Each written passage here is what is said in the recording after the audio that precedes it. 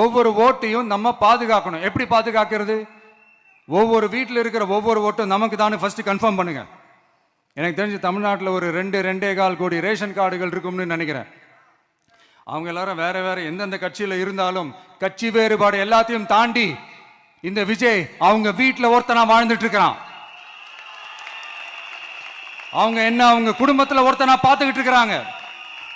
அதனால இந்த கட்சி கிச்சி எல்லாத்தையும் தாண்டி இந்த விஜய் கூட கூட நிக்கணும்னு முடிவு பண்ணிட்டாங்க. அதனால அப்படி முடிவு பண்ண அவங்கள பாதுகாப்பா பூத்துக்கு கூட்டிட்டு வாங்க. நம்மளோட இந்த விசில் சின்னத்துக்கு ஓட்டு போட வைங்க. ஒன்றியம், நகரம், பேரூர், பகுதி, கிளைன்னு இங்க வந்திருக்கிற நம்மள எல்லார் நிர்வாகிகளும் தான் நம்ம கட்சியினுடைய ஆணி வேர். நீங்க எல்லாரும் சுதந்திரமா செயல்படணும், சுதந்திரமா செயல்பட விடணும். நீங்க ஒவ்வொருத்தரும் எனக்கு முக்கியம். இப்ப நடக்க போறது வெறும் எலெக்ஷன் கிடையாது, இது ஒரு ஜனநாயக போர்.